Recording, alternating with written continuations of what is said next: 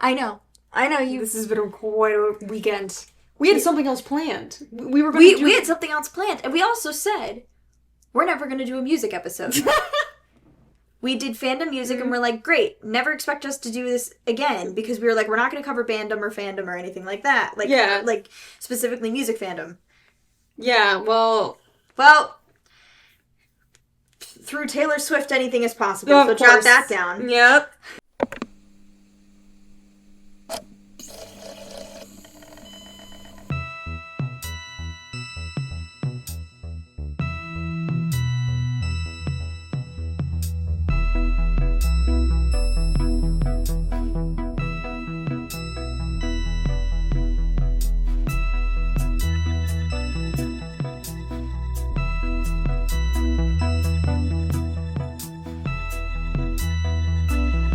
Welcome back to the Kill Your Normie podcast, where we get deep on nerd culture and pop culture, because yes, it is that deep. And this week we're definitely going to lean more into the pop culture rather than nerd culture, because one Miss Taylor Allison Swift has released her 12th studio album, The Life of a Showgirl, to very mixed reception. Boo, no, I'm kidding.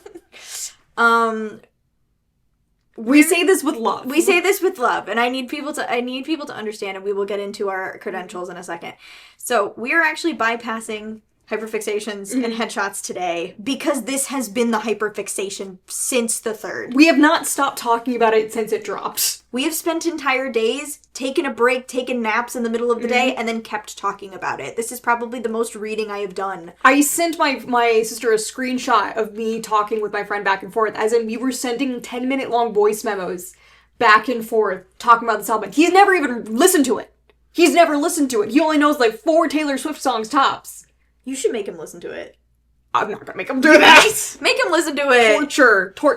Lindsey, if he listens to it, then I have to listen to it. Again. And I've already done it twice. Okay, here's the thing. I know we're getting a little hyperbolic, but like, I don't want to go fully into this is the worst thing my ears have ever heard. I have certainly heard way worse music. Including this week, I introduced you to You introduced me to some really bad music, but in an ironic way, kind of good. Yeah.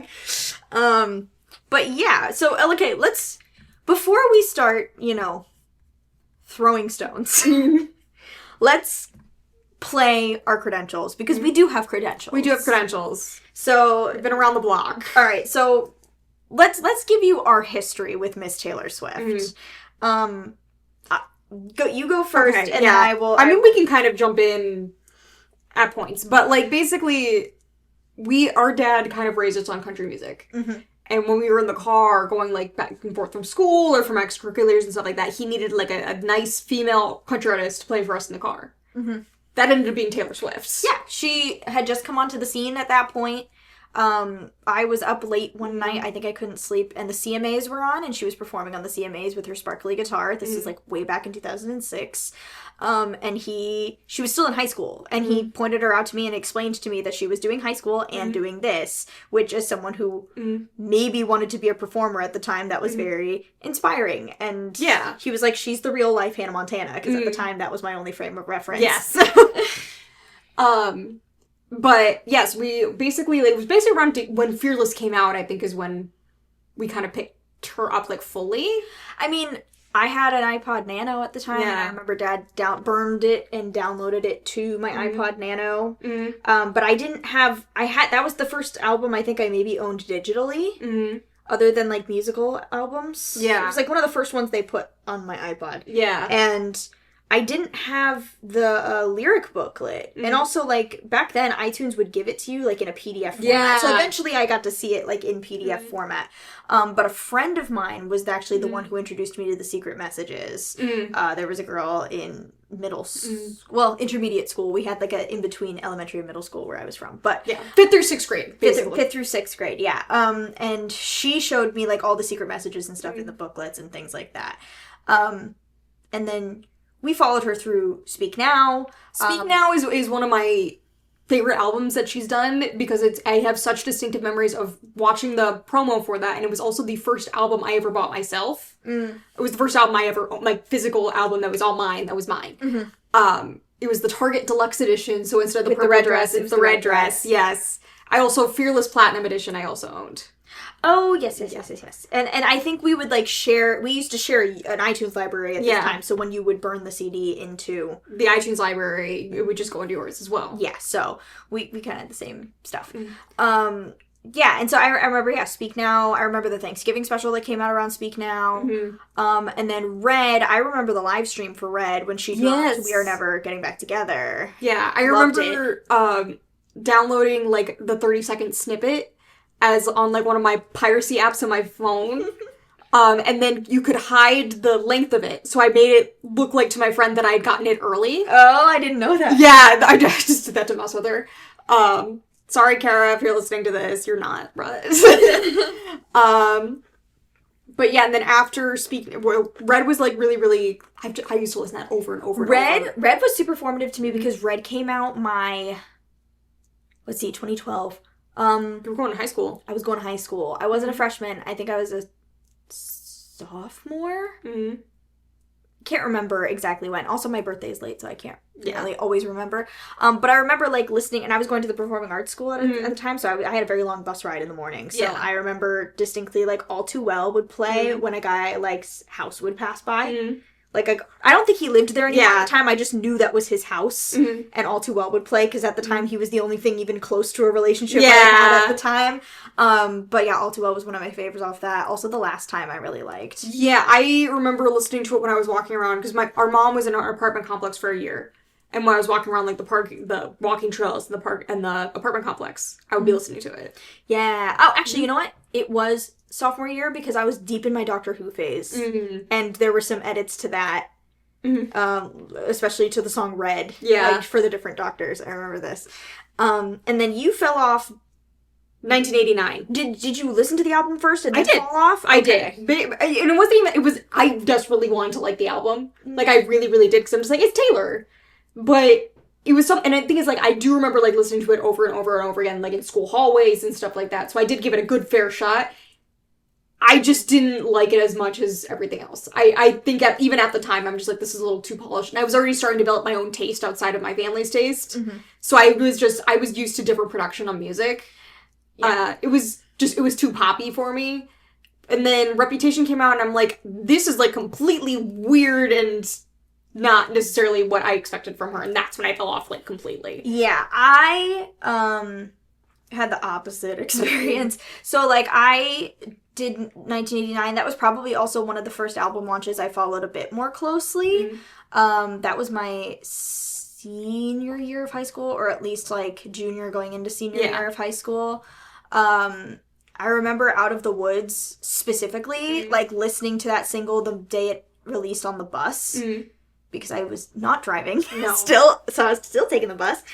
So I do remember, like, that opening, like, like, hits you so distinctly, like, especially coming through headphones when you hear it for the first time.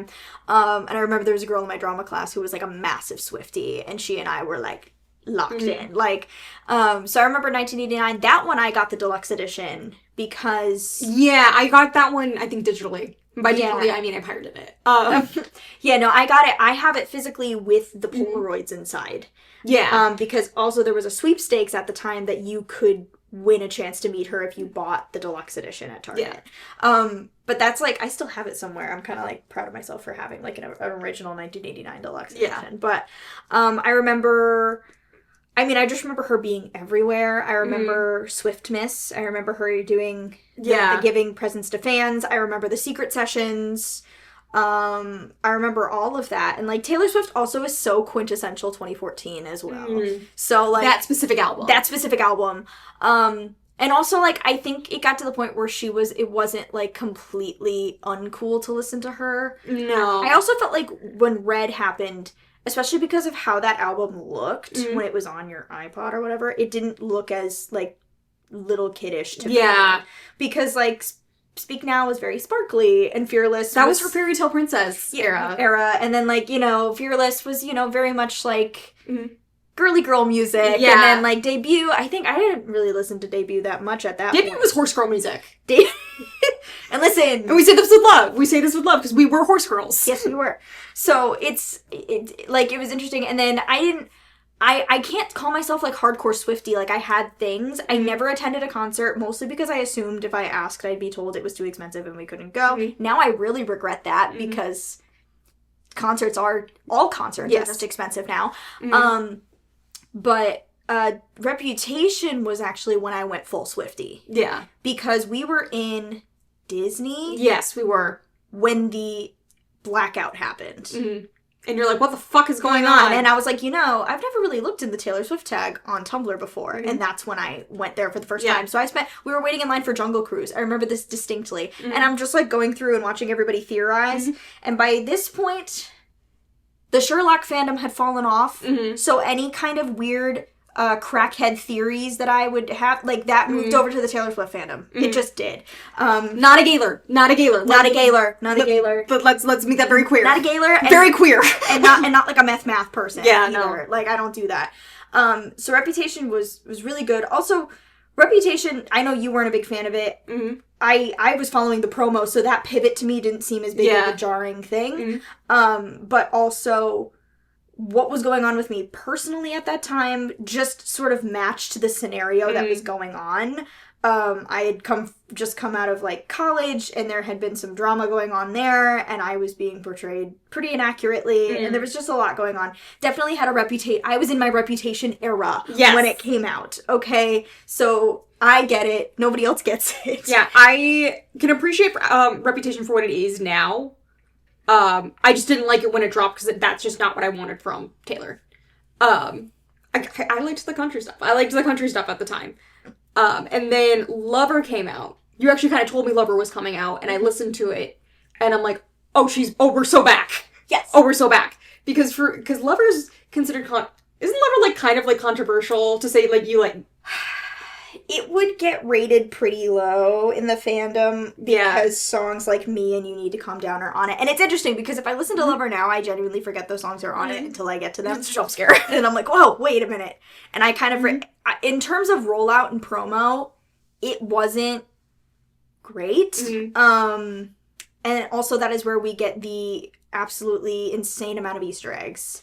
Yeah. Whereas during the Reputation era, it was just a bit more something fun that she liked to do that people just sort of noticed. And then in the Lover era, she just straight up pointed them out, and then everybody got on the game. Yeah. I liked the lyrics. I liked the lyrics of Lover. I feel like Lover's highs are really, really high. The lows are very low. The highs are very high.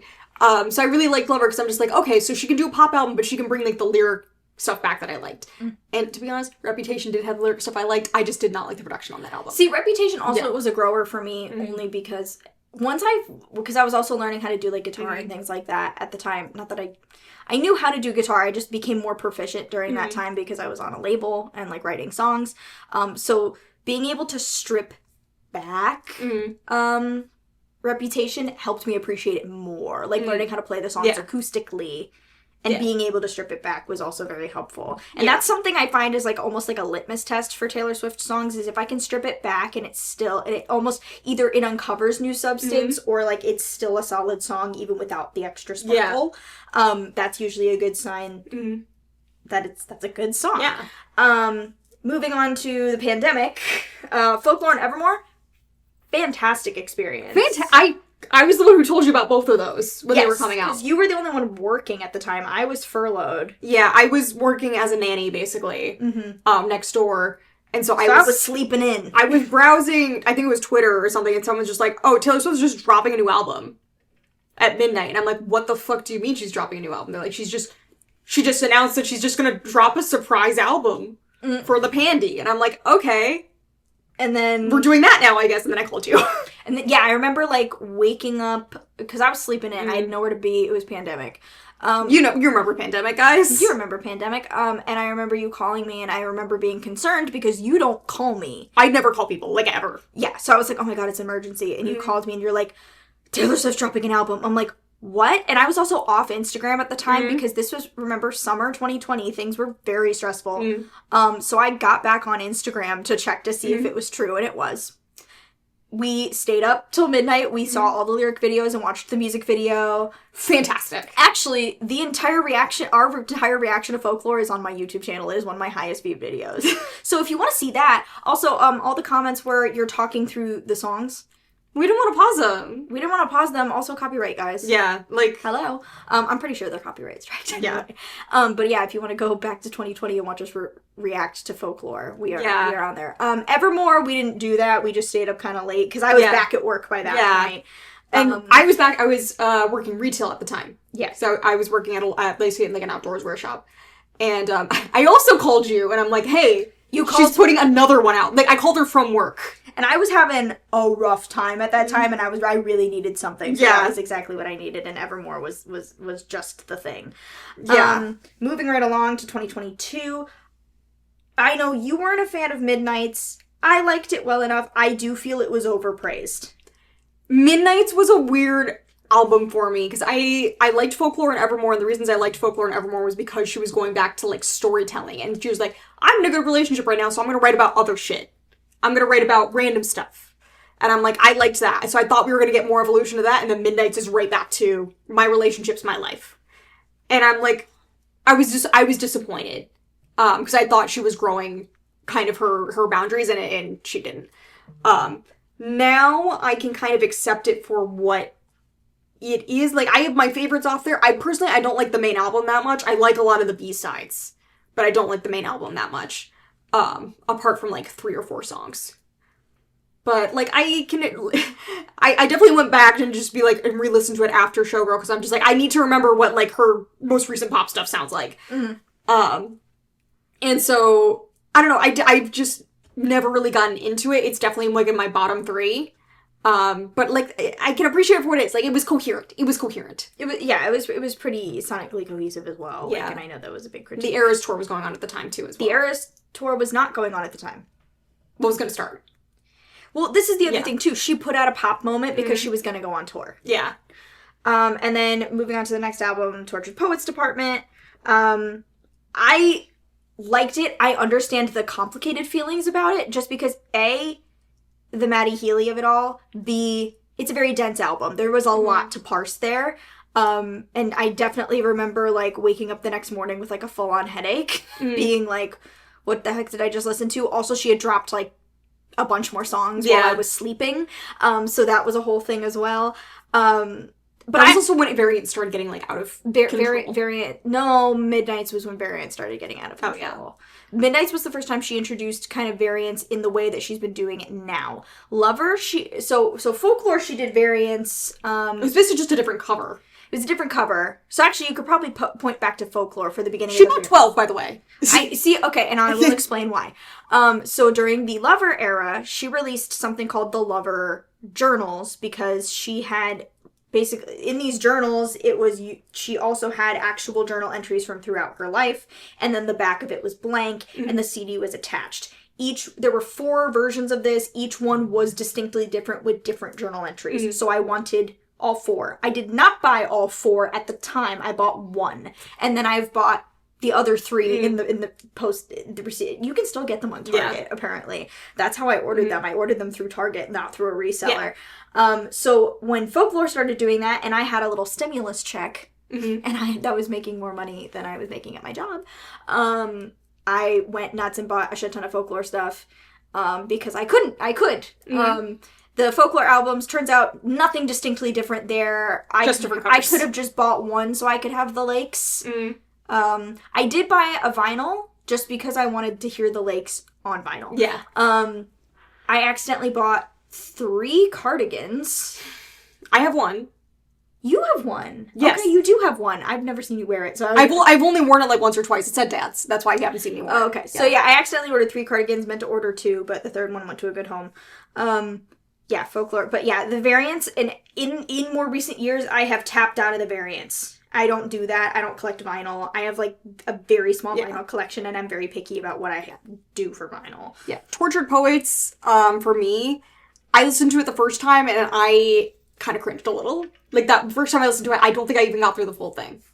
And I just kind of was cringing at it, and then I kind of put it down for a year, picked it back up this year, and then listened to it obsessively. Yeah. Like, that was all I listened to all of, like, March or April, was Tortured Poets. And I think I liked it because I was projecting a certain fanfiction I was writing onto it and not necessarily thinking of it as her. Because when I think about it as her and being 30 and writing some of these lyrics, I'm just like, this is a little weird. Or it just feels like out of... It feels immature. This is... Tortured Poets is messy. Yeah. I think people kind of appreciated that a little bit because she is a very polished person. And also the fact that, like, this was a 2-week relationship and, like, what the hell did this man do to you to make you act like this? Yeah. That's, like, I'll take it. Tortured Poets Department. I'm like, that makes sense. That rollout I thought was not great just because, and she was on tour, so we get that. We got one music video. I loved the aesthetic for that album, and we didn't do enough with it, I think. One piece of merch I did buy for Tortured Poets, actually 2 pieces I bought. The Black Dog edition, because we've had black dogs our whole life, and I was just like, haha, that's funny. Save for one, we love you, Keiko. Yes. But we've had, like, black dogs as family dogs forever, and so I did buy the Black Dog version of Tortured Poets. It came with a little magnet with the black dog and everything, and I also love the song, The Black Dog. And I bought a fountain pen. Which, because I was like, that feels like a good piece of merch, like, that for this type of thing. Just like the cardigan for cardigan. Like, that was good. The fact that she keeps releasing cardigans. That's ridiculous. Yeah. There are certain albums that I think should have cardigans. Red, I think, should have a cardigan. Folklore, obviously. Folklore, obviously. Evermore, everyone's like, Evermore never got a cardigan. And I'm like, Evermore, in my mind, technically did. It was the cardigan variant that was red, had red accents, like, or maroon ones. That was your Evermore cardigan. Stop complaining. Yeah. And Tortured Poets should have had a cardigan, which it did. Showgirl having one makes no sense to me. Yes. It just makes no sense to me. I know the people liked the 1989 cardigan and people liked the Speak Now cardigan. It was a very pretty purple, I will say. But yeah, the merch and stuff. But we can get into that when we get more into our relationship with Taylor Swift. Let's move into the album The Life of a Showgirl. Oh, God. So we're going to go song by song. Yeah. And kind of talk about each of our opinions. I think I'm a bit more forgiving than you are. Yeah. Even though I do kind of... So the overall kind of review from the both of us is that this is not her best work. Not even close. It's not even close. I can sense all kinds of reasons why.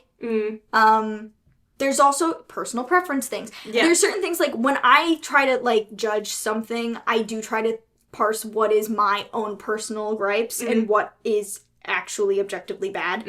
I don't know how you approach it. I mean, I know I can get, like, some of my emotions involved. Usually when I don't like something or I think that something's just bad or, like, poor choice, I tend to be very blunt about it, so I'm less forgiving on that front. I know that some of my emotions get involved in it, but I feel like I sound harsher than I am, because also usually when I listen to something, I either get an immediate I like this or an immediate I don't like this. So, and sometimes things grow on me. Tortured Poets had to grow on me. Reputation had to grow on me. 1989 grew the other option. Other way. But you like some things from it. I do like some things from 1989. I dog on 1989 all the time, but it's nowhere near as bad as Life of a Showgirl. Yes. So... I listened, so what our listening experiences were, so I listened to it, then, actually, I will explain, I did not listen to the full album on October 3rd, because there was a glitch, so to speak. Oh, right! So, this is how I listen to a Taylor Swift album, this is the ritual. I stay up till midnight, I listen to it on Apple Music every time, because Apple Music has the lyrics already. They always have them first. If Spotify doesn't have it, Apple Music does. So I put on headphones, and I listen and I read the lyrics. It was an exhausting week for me, okay? Also, October 3rd was your birthday. Was my birthday. Yeah. So... Happy birthday! And thank you. 28's been real weird so far. And so I was already freaking exhausted. So in my mind, I was watching, like, an interview with somebody else while I was waiting for the album to drop, and I literally was lying in bed, and I set a timer for 10 minutes so I could close my eyes and not fall asleep. So I tried to hit play. Fate of Ophelia did not play. It would jump straight to Elizabeth Taylor. So the first notes I ever heard of Showgirl were Elizabeth Taylor. That was the first thing I ever heard. And I was like, whoa, wait a second. I try a couple more times. It doesn't work. I try closing the app and going back in. It doesn't work. So I'm like, ugh, great. I go to YouTube praying that there are going to be YouTube versions of it because I knew that she was releasing the lyric videos in theaters. And I was not planning on going to that. Yeah. Luckily, was able to get Fate of Ophelia in a visualizer, no lyrics. Yeah. A little annoying, but okay. I remember vibing to it, having a great time. Listened to the rest of the album through once, fell asleep immediately, woke up without anything in my head. I couldn't really remember anything. And then I realized it had it played Wishlist for me. So I had to listen to Wishlist. And so I heard it out of order the first time. And then I, listened to it straight through again with my friend Claire, who does the music for this show. Hi, Claire. And listened to it in the car because we were doing a road trip that day up to Massachusetts. And that was my second listen. And then because I felt weird about it, I didn't touch it for a day or so because I almost felt like I was a little mad and I didn't want to give it streaming numbers. Well, the funny thing is that I wake up and I think I woke up late that day, but I woke up and you were just walking out of your room. And I'm just like, oh, how was the Taylor Swift album last night? Because I hadn't even touched it. I hadn't even touched it yet. And you just made this face. You just made this, you were quiet and you made a face. And I'm like, is it bad? And you're just like, I texted Liz. And you're just my friend Liz, yep. And you were like, methinks it may be bad. Well, I texted my friend Liz, and Liz is I will call her Taylor Swift critical. She did attend the Eras tour with me, but she was not a Reputation girly. She is a Lover girly, though. We love our Lover girlies. They are a Lover girly, yes. And I was like, I don't really know what to think. The good is clashing with the bad, and they just said, I fear it's bad. Yeah. And I'm like, yeah, you're probably right.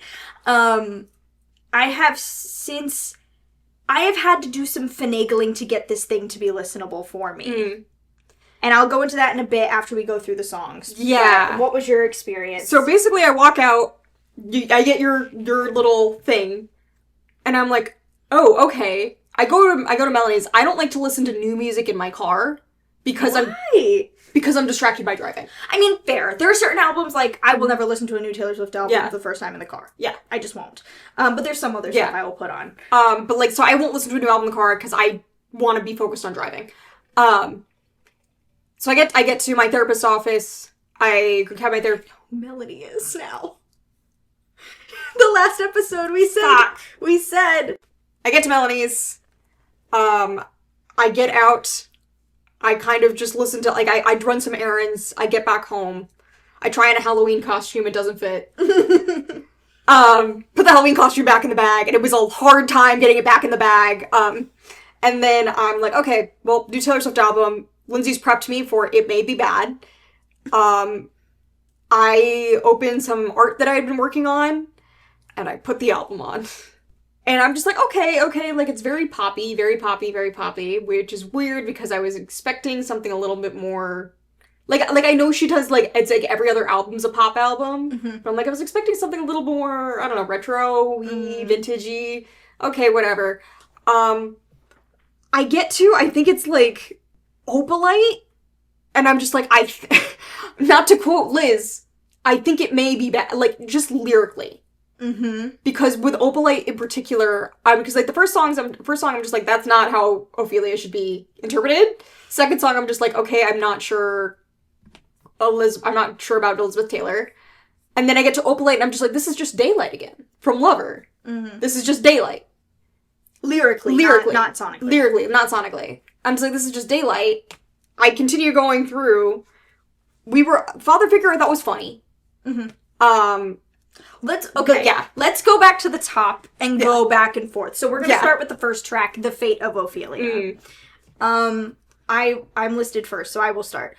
The music video just came out yesterday. I love the music video. I think it is gorgeous. Taylor Swift directed music videos can kind of be hit or miss, and this was a very good hit. We liked this a lot. The looks were great. I liked the one shot. The dance is TikTok-y as hell. The kids are gonna love doing it. Oh, no, the whole, your vibes thing she does when she's in the 60s thing, that I've been trying not to do that. Oh, no, I've been, like, casually doing it to myself and being like, oh, okay. Yeah. So, yeah, catchy as hell. I would say that I have to say, like, the land, the sea, the sky, with the little claps. Yeah. The land, the sea, the sky. Running through my head all day. But it's well-trodden territory. We've been here before. Yeah. For me, again, music video is well done. I actually saw it before you because I saw a leaked version of it. Yeah, because from the theaters. From the theaters. Someone had recorded it and put it on TikTok. I'd seen it. Just linked to me. It's catchy. It is very catchy. If anything, the production on this is very catchy on all the songs, really. I just, like, I can't get into it. I can't just turn my brain off and listen to it because I don't like the message of the lyrics.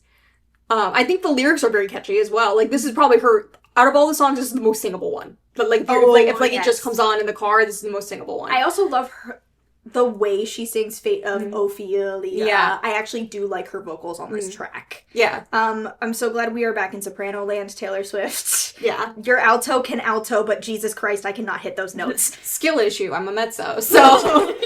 I have to say, Tortured Poets, because when I was taking voice lessons, we did a lot of Tortured Poets, and it did strengthen my lower register a lot. But yeah, I just... As someone who, like, knows a lot of, like, specifically the trope of Ophelia, I'm not necessarily a Hamlet scholar, but the whole idea of just being like, Ophelia went mad because she didn't have someone to love her, and now I have someone to love me, and otherwise I was gonna fucking kill myself. I'm just like, that's not... Bestie, I don't think we should be telling the girlies this. I think this is a message for your therapist. It's just, like, it's catchy, I just can't get behind it. My brain turns on. See, I like... Again, I'm the theater person, and I'm not by any means a Hamlet scholar. I have seen Hamlet at the theater where I work, which is crazy. But this one probably is the one that I can kind of excuse. Taylor Swift, when she comes to, like, describing certain fairy tales and stories, I know she doesn't always...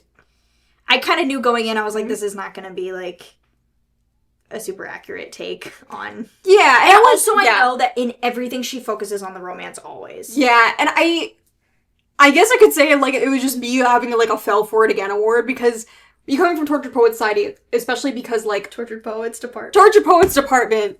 Dead Poets Society. I don't know. But... So, coming from listening to that album, like, on repeat for the past 3 months or so, and then... coming to this, and I'm just like, okay, so, like, that one was a really introspective album. Mm-hmm. And then coming to this, where it's just, like, because when I saw the title, I'm just like, okay, so you're gonna be, like, she saves herself? Or, like just kind of, like, his Life of a Showgirl, where we're saving Ophelia, so, like, that's gonna be, like, she's realizes she doesn't need, like, this kind of, like, the man control her life, and no, it's just, she needed another man. She needed another man. I feel a little burned by that. I'll have you put a pin in that, because we'll talk about the theming later. Mm-hmm. Let's move on to Elizabeth Taylor. I know you're not a massive fan of this song. Mm-hmm. I knew that Taylor Swift has been a fan of Elizabeth Taylor for a very long time. She even references, oh my god, I can't talk. She even references her in, Ready For It, Birch into This Taylor. I also know that she's, like, read so many books about her, and she's just really into Elizabeth Taylor, and she has said in an interview that she finds her to be, like, a role model. Mm-hmm. I personally do love the production on this. Mm-hmm. I love the little piano on the drop that sounds like the Succession theme. Mm-hmm. It is not one for one the Succession theme, but it sounds like it. We'll talk about similarities later. Yeah, we see a bit of Insecure Taylor in a very similar way to, like, Delicate. Mm-hmm. Where she's, like, confessing love, but also being like, are we good? Is this okay? The hook being Elizabeth Taylor's Tell Me For Real, Do You Think It's Forever? This is another, like, lyric sticking thing for me.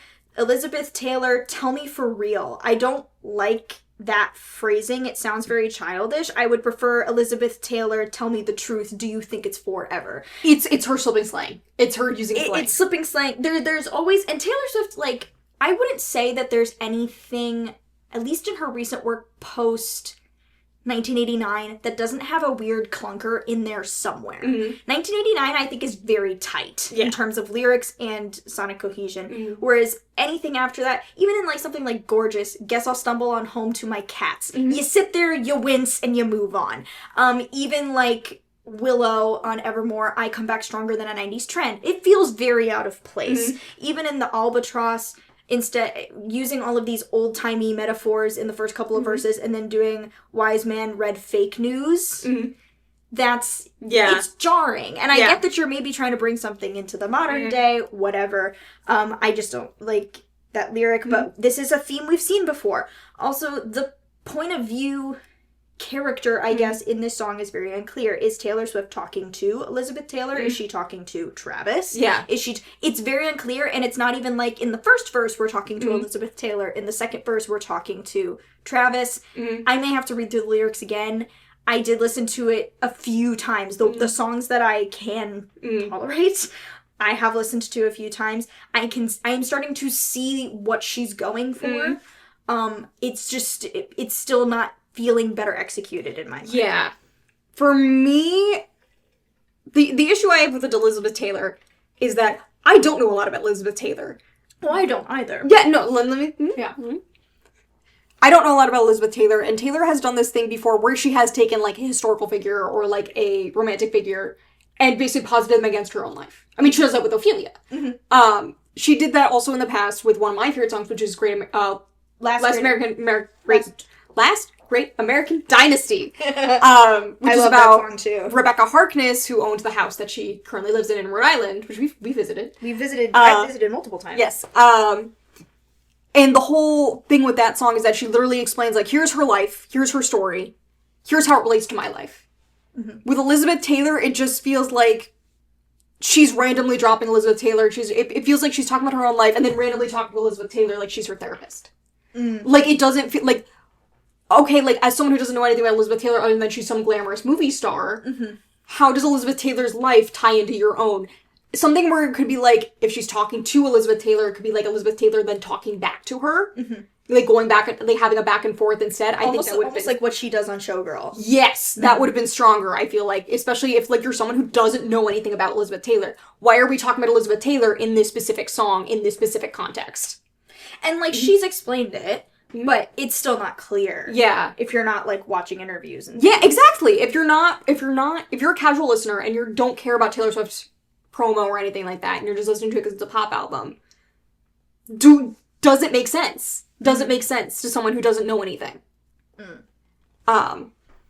Especially because it's pop. Yes. Like, that's the whole point of pop music, isn't it? Next, let's move on to Opalite. This one was interesting. I'd say lyrically pretty unmemorable. I actually kept getting it mixed up with Fate of Ophelia, weirdly. Very 60s, very Grease. Including some of the backing vocals. The and then the like that stuff that comes later. Bright and Happy. Decent visual storytelling, I'd say. You know, like Onyx Night, Now My Sky is Opalite. People keep calling it a Christmas song, and I don't know why. I can get a little bit. I think it has to do with the beat or something. I'm not sure. Is it because it has that vintagey 60s thing? Maybe. I don't know. And someone was like, oh, it's because it's sparkly. And I'm like, even so, it's not. I don't understand. I see it as more of like a summer song, personally, but that's just me. My issues with Opalite is, like, it's bright, it's dancey, it's forgettable. Like, it just sounds like it sounds like any generic pop song you put on the radio. Some people have described some of the songs on here as sounding like in Grand Theft Auto, if you put on the radio in Grand Theft Auto, just the parody songs they would do. That's what a lot of this music sounds like, and that's kind of what Opalite sounds like. It's so forgettable. And then, like, even if the lyrics have good visual storytelling, I mean, there is one good line where it's, like, her brother talks about, like, her going back to old boyfriends and eating from the trash. Like, that's funny. Austin Swift, get her. That's funny. The issue... Only a sibling can say that. The issue... Yeah. The issue, though, is that it's just Daylight again. It is just Daylight again. And it cheapens both Daylight and this song because she's used this metaphor before. Yeah.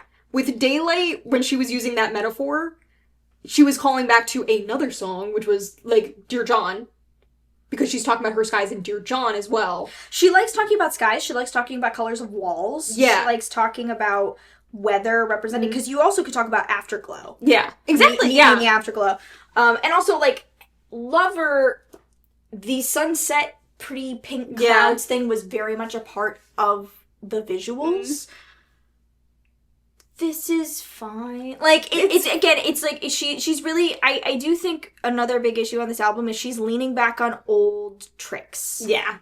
Things she knows works. Little images she's done a million times that she knows are great, and she's just tweaking a couple things here and there to match what's going on right now. Yes. I understand what she's trying to say with Opalite, where she's like, because she was talking about how Opalite is a man-made opal. Yeah. She's like, instead of wishing for happiness, you make your own happiness. And she says, I never made anyone like you, instead of I never met anyone like you. Yeah. And it's interesting because in Ophelia, it's he saved me. In Opalite, she's like, I made this. And she does this a lot. She really switches between I did this and destiny brought you here. There's a lot of stupid contradictions in this album like that, where I can't tell exactly what she's trying to portray with this album at all. Like, what kind of image she's portraying with this album. Like, with an album like Folklore, she's portraying herself as a storyteller. With an album like Reputation, she's portraying herself like, I'm the bad guy, but here's my story. With Lover, she's portraying herself as a lover. Like, and it's different types of love, too. And this one, she wants to be a showgirl. I'm not getting showgirl from any of these songs besides Elizabeth Taylor. And also, and we could talk about, again, we'll talk about the theming. Let's move on to Father Figure. Father Figure, interesting concept. Again, I can see it happening. I can picture it happening when she's describing it. I will say I have to listen to the clean version of this. Yeah. To make me not get the ick. I still have not listened to any of the clean versions of the songs, mainly because when we're talking about it on the podcast, I wanted to make sure that I only had her intentional lyrics on here. Fair. I have to only listen to the clean lyrics and good visuals. I have to say with Taylor, and I've said this to you before, sometimes I think her clean lyrics are better because she is forced to think of another word other than a swear. I do think since Reputation, she does lean on those a little bit. A good example for me, I love the song The Bolter. There's a line that's in the regular version, it's all her fucking lives flash before her eyes. I don't like how that sounds, especially because it's such a period piece, it sounds like. Yeah. I like the clean version where she says all her many lives. It just fits the tune, not the tune, it fits the theme and the time and place a bit better. So for Father Figure, it's initially, I make deals with I can make deals with the devil because my dick's bigger. Yeah. Which I don't care for. Yeah. In the clean version, it's I can make deals with the devil because my check's bigger. Is it more... I still don't think it's a perfect line. I actually like that because when you talk about... Because there's one that line she says, I pay the check before it hits the mahogany grain. So we're just bringing back in that money imagery. See, in my mind, I think it's, like, mentioned too much there. Okay. But I do think it's a little better because it does make me think a bit more. I can make deals with the devil because my check's bigger. Your check's bigger than the devil. I don't need to think about dicks. Like, that's the thing. Like, I think she communicates way better when she's not trying to be crass. Yeah, I think this was, like, my favorite off the album, like, once I got there, because it also sounded a lot different than the previous three, which all kind of blended together a little bit. And the only issue I have with this one, I mean, it's listenable, it's funny. I know people have issues with the fact that, like, she's using a George Michael song that was about him being a closeted gay man and not... But the issue I have is with the conclusion of it, where I can't tell, like... I can't tell who it is. I can't tell who it is, because I'm just like, are you the protege that's coming up? Or are you the father on the throne? Or not the throne, but in the chair. In the chair, yeah. Are you the head of the mob family, you know? Are you the head of the mob? Like, is this supposed to be about a young protege betraying you, or is this about you betraying your betters, basically? Yes. And we're also judging... A lot of people have a lot of theories on who this song is about. I've heard some very interesting ones. I've heard some ones that are pretty obvious. It could be a composite sketch. She's known to do that. I think this is in one case where a composite sketch would actually be... good. No. I just think this is the one song on the album where she can get away with a composite sketch because it is a clear theme, and she has been both at any given time. Just like something like My Tears Ricochet, which very much could be about Scott Borchetta, Scooter Braun, that whole situation. It can also be about friends who have betrayed her. It's about a theme of the person you know so well turning on you and using the things they know to turn on you. Yes. but it's about multiple people. It's a composite sketch. It's a theme. Father figure, I think, is a theme. There's a composite sketch. Again, POV character, a little unclear. Yes. She loses track of her pronouns sometimes, I feel like. Next, we've got eldest daughter. I wanted to like this one so I know, you had claimed this when it came out. I wanted to like this one so as the eldest daughter. I wanted to like this one so bad. The melody is pretty. I do admit I cried the first time hearing it. However, the concept is unfocused. It's really confusing. I don't really... when I heard her say in an interview, it's a love song, I was like, it is. I was very confused. The bridge is its strongest point, which we know Taylor Swift is real good at a bridge. I cannot wait to sit down with the lyrics and fix it. Like, I want to fix it so bad. I was already rewriting it in the car on the way home. Like, I want to like it so bad. It's probably a stronger point musically on the album, but the lyrics are so bad. It's got a beautiful instrumental. The first time I listened to it, I'm just like, okay, I get what you're putting down, and then the more I listen to it, the more I dislike the lyrics. The more I listen to it. It's so bad. And not about being an eldest daughter at all. Not about being an eldest daughter. It is very... Like, there was someone who pointed out, they're like, I love the psychology behind different birth orders and relationships. She doesn't do that at all. No. And thing is, the one line that I do like, which is, all eldest daughters were the first sheep to the slaughter, so we all dressed up as wolves. That's good imagery. And then she ruins it. Because the line is, the eldest daughters, first lamb to the slaughter, we all dressed up as wolves, and we looked fire. And I was listening to that, and I was like, if we were going to make this about the eldest daughter, I was trying to think, like, what would I replace it with? And I was like, every eldest daughter is the first lamb to the slaughter, so we all dressed up as wolves, and I wanted to do, like, but we looked tired.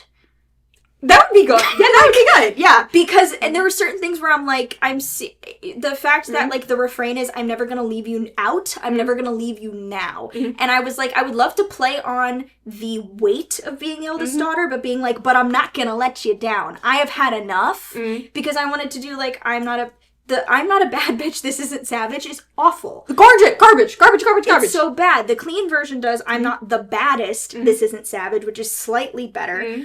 But, like, I wanted to do, like, I wanted something like, I'm not the baddest and I know I've had it. Yeah. But I'm never gonna leave you. Yeah. Like, it's that weight and it's a love song and she's like, I've already got so much on me, but just know that that's not gonna stop me from also being here for you. And Travis is the youngest, which I think is why that youngest child bit is at the end, and I think we could keep that. Taylor, there is a through line here. I can see what you're trying to do. You just did it really fast. It feels like a first draft. She feels like, I'm gonna watch my fans try to defend this online. Like, it's so bad. Next. Okay. Yeah. Okay. Ruin the Friendship. I didn't have many notes on this. I said it's probably the most familiar Taylor we get, and the plot twist is insane because I was already crying from Eldest Daughter, and then I listened to this one, and I was like, great, positive vibes. And then the plot twist happens, which, if you have listened to the song, you'll know the boy she is speaking about that she wants to ruin the friendship with passes away. Yeah. So she will never get closure on that because he's dead. Yeah, I was spoiled on this before you, because you're just like, there was one song that, because when we were talking about it before I listened to it, you're like, there's one song that sounds like really, really close to Taylor. We know, but there's a twist. And my first answer was, what, is it gay? And then she's like, no. I'm like, oh, he's dead. And so I was ruined on this, the first one. Also, I accidentally had put the album on shuffle when I started listening to it. So I'd started off with Life of Ophelia, and then it went immediately into Ruin the Friendship. So I listened to it slightly out of order. Okay. And then as soon as I caught it, I'm just like, wait, I'm supposed to be listening to Elizabeth Taylor right now. I was like halfway through the song, so I finished the song and then went in order. It's almost like Debut Fearless. It could have been like it feels like it could have been a Debut Fearless reject. Not like it actually is, but it could have been on either one of those albums. Someone theorized that it was a Red reject. Interesting. Because that's when the actual guy it's about died. Yeah, and it's the same person. Everyone assumes it's about the same person who Forever Winter is about, which is clearly about someone she is close to who is struggling. Yeah. I have this thing which may be personal taste or maybe just a nitpick. Mm. She talks about, like, we're at prom, I should have kissed you during the 50 Cent song. I'm not sure what the exact lyric is, but she's like, I should have kissed you during the 50 Cent song. You're like, I think that's personal taste. I think it's just like, we have this very, very romantic image. Suddenly I'm thinking of 50 Cent. Weird. Back to the romantic image. But 50 Cent was so huge at the time, like, to me, that was a nostalgia thing. Yeah. I mean, I think that's an agree to disagree point. And also 50 Cent, it was probably an upbeat song. And they're, like, dancing together. It's fun, it's silly. She could have gotten away with it. Thing is, when I'm thinking of it, I always thought it was, like, going to be, like, a slow song. No. Yeah. But that's just me. No. Yeah. And then going after that, the biggest criticism I do have of it is the last section of the song where she's just like, my advice is, and I'm like, you don't, the song, the story itself should be a moral already. Mm-hmm. You don't have to give us the moral. It's very, like, it's like she doesn't trust us to understand what the message of the song is. Or she doesn't trust us to inform our own opinion on it. And so when she's just like, my advice is to ruin the friendship, my advice is to answer the question, which I really think that only that reason that part was added was because she has the song question, where it's all about, like, can I ask you a question about the relationships, blah, blah, blah. Yeah. And she's like, oh, like, my advice is to answer the question. She thought that was a good line and just needed to find a place to put it. Mm-hmm. And I'm just like, no, I think at that point you kill your darlings. Like, what's a song you think she's done that well on? What do you mean? On a moral? Yes, like what's a song do you think she got her message across without explicitly stating it? Probably something like Betty comes to mind immediately. I also think of, like, things like Mirrorball, This Is Me Trying, where there is still, like, a through line and a message throughout it, but it's not her turning to the audience and just being like, this has been a very special episode of Taylor Swift. What about something like You're on Your Own, Kid? Yes, that as well. Because she does do, like, a kind of a... You're on Your Own, Kid is the thesis statement, but then at the end, the make the friendship bracelets, take the moment and taste it, you've got no reason to be afraid. She does wrap that all up rather nicely without stating her intentions. Yeah. And, like, something, like, a song like Dear Reader can get away with it. Because that's the format of it. But this is just, like, you're telling me a story, and then, like the storytelling songs that I'm used to from her, like something like 15, she doesn't necessarily spell out the moral. She doesn't turn to the audience and just be, it feels like someone going, I mean, it feels like just like a children's play. You see the car crash happen, don't drink and drive, kids. That's what it feels like. Which sucks because this is probably one of the better songs in the album, at least. Yeah. Moving on to actually romantic. This is the one everyone's talking about.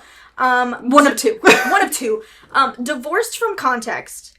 I think it's fun. I think it would have eaten at a different time. I love the grungy little guitar. It's not anything new in terms of, like, instrumentation. There are so many songs that sound like this, but I think she was trying to emulate a very specific period of, like, guitar time. And it's catchy as hell. Like, it runs through my head all the time, especially the stop talking dirty to me. It runs through my head. I can't deny that it is incredibly catchy. It is catchy. Again, divorced from context, very fun. Would be funny coming from literally anyone else. Because it's Kink is Karma. It's by Chapel Roan. Yeah, but with My Kink is Karma, it's two girls who are at the same level beefing. With Taylor, anything Taylor does that's against another female artist will always feel like punching down. From where she is right now. Also, to be clear, for those who do not know, the word on the street is, and there's nothing really to prove that this is true. This is just sort of the collective agreed upon speculation, is that this is in response to the song Sympathy is a Knife by Charlie XCX, where she has stated that Taylor Swift makes her feel insecure. It's not, I hate Taylor Swift, it's her, being around her makes me just feel inherently inferior. And I actually re-listened to Sympathy is a Knife, like, right after, just to make sure that, like, I was getting proper context. Apparently there's more beef. I don't really know the details too well. Yeah. But I did post what I think is, like, the most brutal line of the song, and even then, it's not that brutal. Like, it's not anything more brutal than what Taylor Swift has written about her ex's girlfriends. Which is from Sympathy is a Knife. Don't want to see her backstage at my boyfriend's show. Fingers crossed behind my back. I hope they break up quick. Because I couldn't be her if I tried. I'm the opposite. I'm on the other side. That's very, like, you belong with me. She wears short skirts, I wear t-shirts. Like this is not This isn't an insult. This is another one where I will say I did listen to the clean version of this one as well, and I thought only one line gets changed. I thought so in the original it's actually making me wet, which I also didn't love. I'm not loving the overt sexual imagery on a lot of this stuff where it doesn't need to be. I thought that was the only change on the clean version. It's actually making me sweat, which works as well. They also changed the first line. So the first line is, I heard you call me boring Barbie when the Coke's got you brave. In the clean version, it's I can't talk. I heard you call me boring Barbie when you're out feeling brave. Yeah. Which sounds stronger. Which sounds stronger to me. It's just, unless insulting. Like, listening to the clean version, I was like, this feels very reminiscent of Better Than Revenge. It's feminism off. Yeah. It's feminism off, and it could have been very fun. It feels a little Avril. Yeah, it does. Like, but this is what I mean. If it's not about anyone in particular, the fact that she got hyper-specific, I think, is also what kind of messed with us. Mean, like, it reminded me of Mean, it reminded me of Better Than Revenge. It made me think of Speak Now a lot. And I'm just like, again, divorced from context, this could have been a very funny, hunty song. Yeah. But unfortunately, again, with where she is in her career right now, diss tracks just don't, they feel petty. They feel really petty, especially because she's gotten everything she wants. Yeah. Which we could talk about next because we're on Wishlist. Wishlist, for me, this would be the least favorite if Wood didn't exist. Again, this was the last thing I listened to because it got skipped over the first time for some reason. This is something I personally don't relate to. She does mention having children and stuff. Having children and things, it's not something I personally see for myself. So sometimes when it gets centered really heavily, I'm just like, I'm bored. I don't care. It also sounds like Glitch, almost measure for measure. It's the same format. And sometimes it's literally just like a different pitch. So to me, it's boring. It's like one of the most boring songs. It kind of annoys me that a lot of people are like, this is my favorite song. I'm like, I don't care. It's so boring. Yeah. I just don't like it. We could talk about the eugenics allegations. I think it's a stretch. I think it's a stretch. I think it's a stretch, but also who am I to say? Yeah. So I'm not going to get into it. For me, it's just a song that's, because I listened to it once. And then I put the album down for a couple days because I'm just like, I don't want to give her streams. I put the album down for a couple days and I'm just like, maybe it's not as bad as I remember. And then I listened to it and it's worse. Because one of the things that people were talking about is like, it feels weird that she seems to be punching down on other people who have different dreams. And she like does like, oh, I really hope you get it. I really hope you get it. I really hope you get it. It sounds sarcastic and mean-spirited. It does. And it sounds so mean-spirited. Like, for a song that's meant to be sweet and just like, oh, me and Travis only need, like, the suburban 2.5 kids and white picket fence, it sounds just mean-spirited. Also, it's crazy. Specifically the line, the Oscar on the bathroom floor. Considering Taylor Swift's more recent move into directing and sort of posturing as trying to be part of the Hollywood system and putting a movie together and being in Directors on Directors, which as somebody who acts and does stuff, like, I like Taylor. I just did not think she got into that spot way too easily. I just don't think it was earned. The fact that she's like, they want that Oscar on a bathroom floor, and I'm like, girl, you've done an Oscar campaign. You want an Oscar on your bathroom floor. Yeah.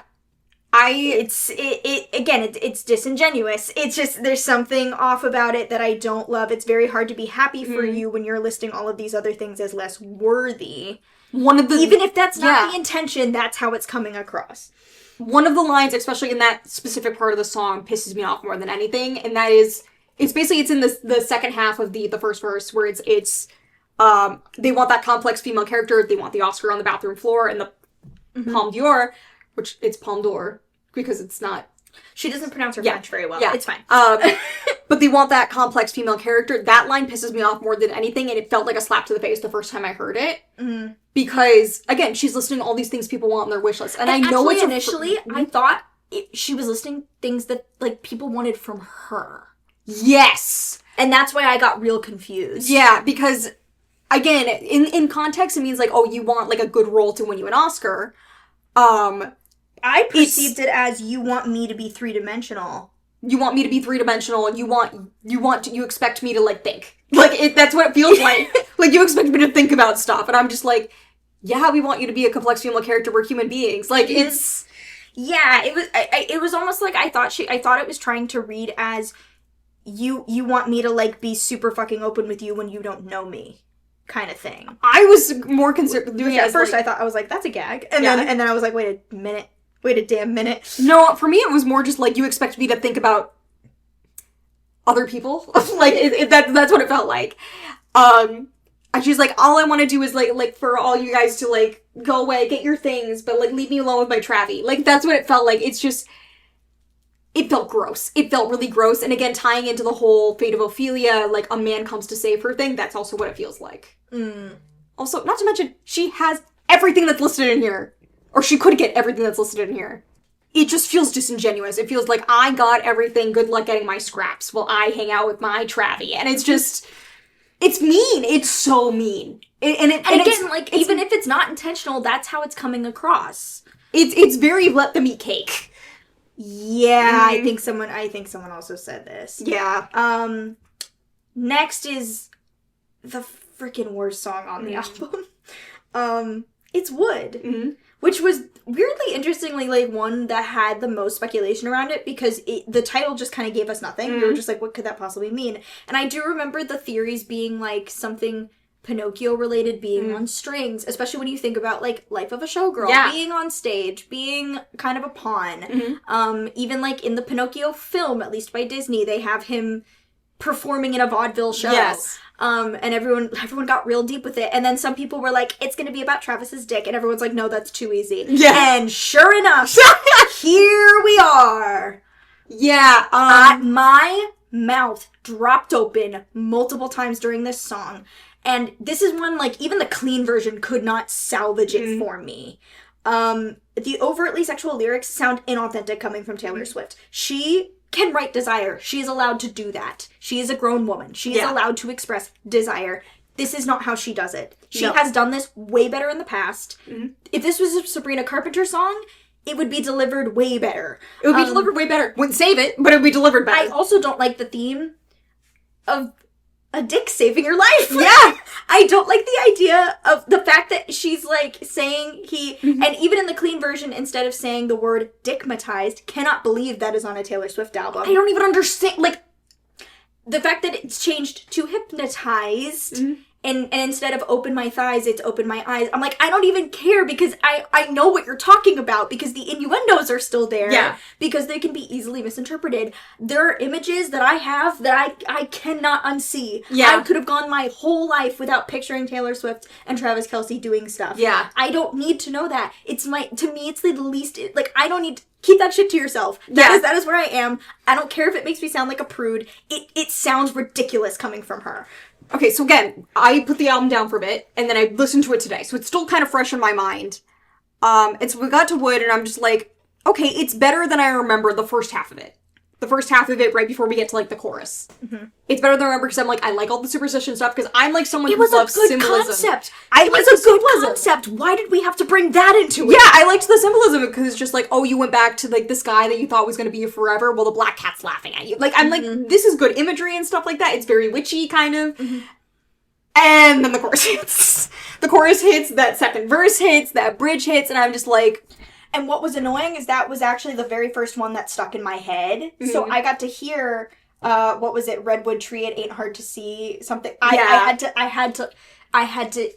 can't, in my mind, echoing, horrible, hated it so much. This is the one I had, like, an actual emotional reaction to. I hate this so much. Fun style, Lindsey. They don't know what that means. We can't get into it. That's a whole separate conversation. Next... Cancelled. Again, divorced from context could be very fun. I like Disney villain Taylor. Okay, Look What You Made Me Do is still kind of a guilty pleasure. Would have slayed in 2017?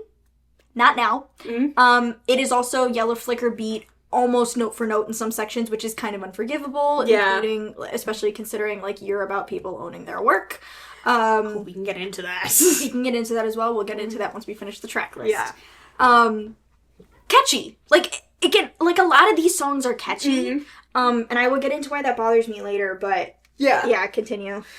Okay, so I re-listened to Cancelled, and the thing is, like, when I'm not hearing the word canceled in it, There are some good lyrics. And there's great lines Yeah, in it. The two that I really like is, if you can't be good, then just be better at it. Everyone's got bodies in the attic. Because it flips the whole thing on its head, where it's just like, okay, if you can't be good, then be better at it than they are. So it's nice. It's Disney villain. It's underhanded. And also I do appreciate the honesty, because, like, in Hollywood, I don't think there's any innocent people in entertainment. Yeah. I just don't think there are. I think everybody had to step on someone to get where they are.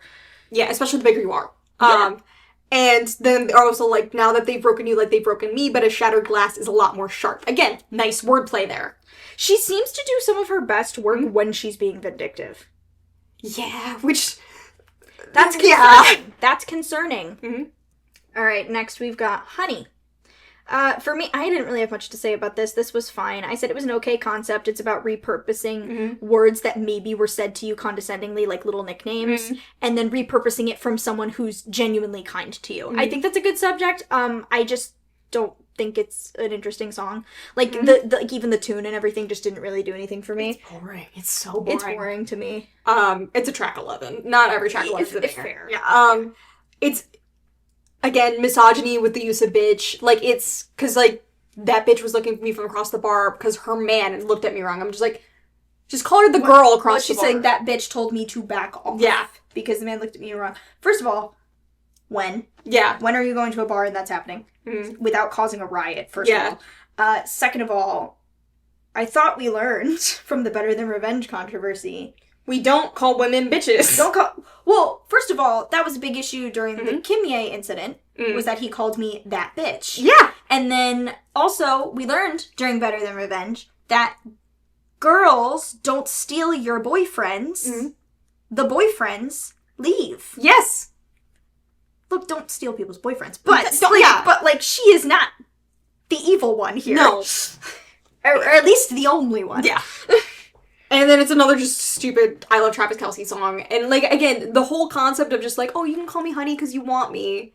I'm just like, that's not really that interesting to me. You've kind of gone over the same thing, like, earlier with Joe. Like, it's not... We've done this before. Yeah, we've done this. We've done this. Life of a Showgirl. It's a good story song. I like the storytelling. Definitely well-trodden territory. It's the lucky one. It's Clara Bow. I like that this one gives a little more detail. It's the only use of the Showgirl theme, and Sabrina outsings her.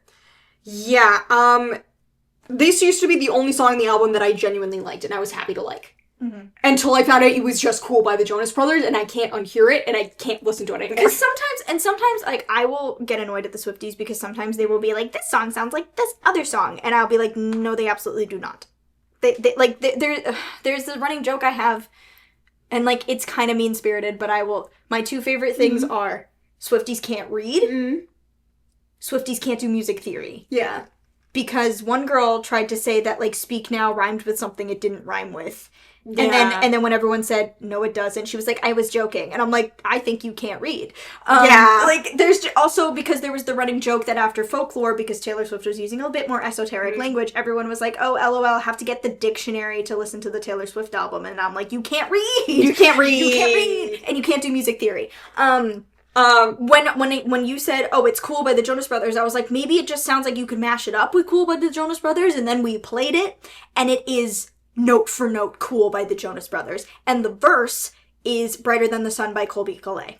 There was one more song that we found that was a Florida song. It was a Florida song. It was like, The Club Can't Handle Us, I think. Yeah, it's the same. It's slower and it's pitched different. It's the same. It's the same, and so it became unlistenable. There were multiple songs that we went through before we started recording, because there is a master thread online that says what all the songs kind of sound like. There were some where they were a little far off the mark. There were some that were shocking how similar. Well, the thing is, because we were talking about, Fatal Ophelia has this nice piano in the beginning, and you liked that piano. That was very Folklore to me, and very Aaron Dessner. Like, even though it wasn't from, like, David Guetta song. Yeah. Like, note for note from a David Guetta song. There was even, like, the little guitar at the beginning of, I think, Opalite. It was the Post Malone song. Yes! That was, like, straight out of the... Yeah, no. By the way, interpolation is not a crime, Olivia Rodrigo did it. I know everybody thinks Taylor Swift sued her. I don't think that happened. Oh, no, it wasn't actually. Interpolation she got permission for. People thought she sued her for Deja Vu because she said the yelly thing kind of sounded like Cruel Summer, even though she didn't invent that. But anyways, I don't think they got sued. I think it was just like the two teams came to an agreement. Let's not go crazy. However, interpolation requires permission. The only permission that I have seen publicly listed on any of these tracks in the credits are for Father Figure because she interpolates Father Figure by George Michael. Everything else, I'm like, in the beginning I was like, well, maybe she got permission because she's kind of obsessed with making sure everyone's good and everyone's cool and everything's legal. And we even checked, like, on the credits of these other songs to see if maybe Max Martin or Shellback or someone was on them. They weren't.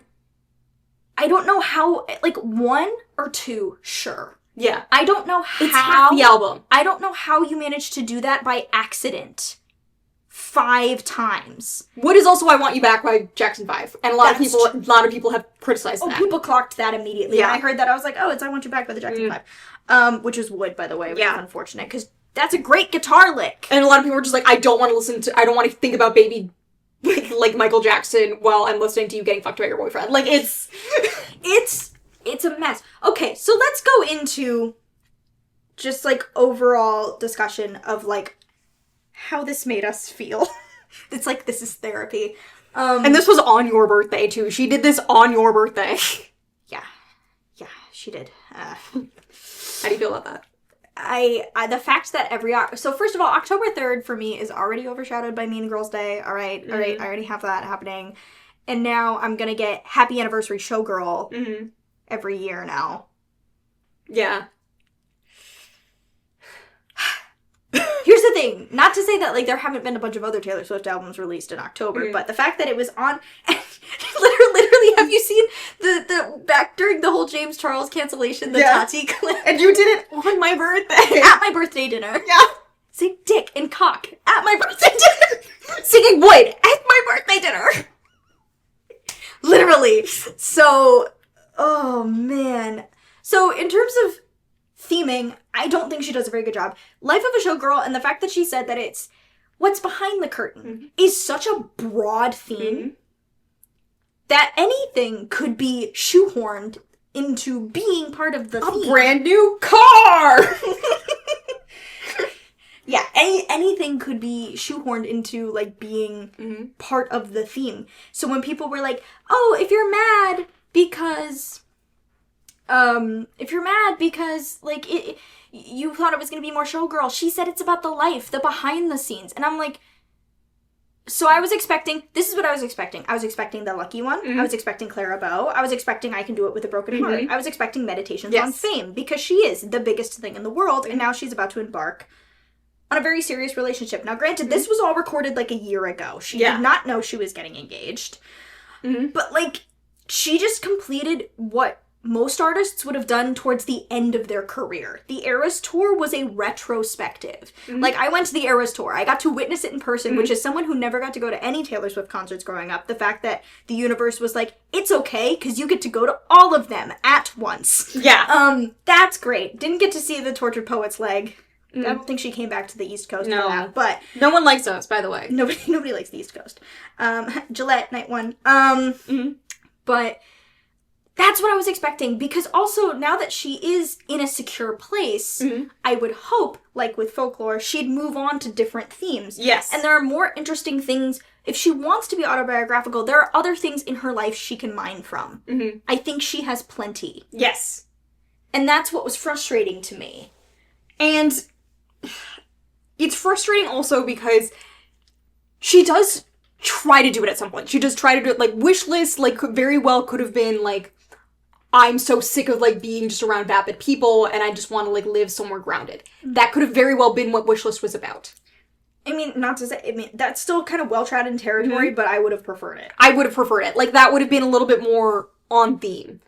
And the thing is, like, with Life of Showgirl, she's also just, like, whatever blood, sweat, and tears went into this performance. I was especially expecting, like, something like I Can Do It With a Broken Heart. Because she's just, because especially when she's talking about the photo shoot, where she's like, this is me at the end of the night in my bathtub. And I'm like, so we're getting you, like, stepping off the stage, the mask coming off. Yeah. That's what I thought we were getting. Instead, we're getting, like, I come off the stage and I run straight to whatever football game my Travi's in. Mm-hmm.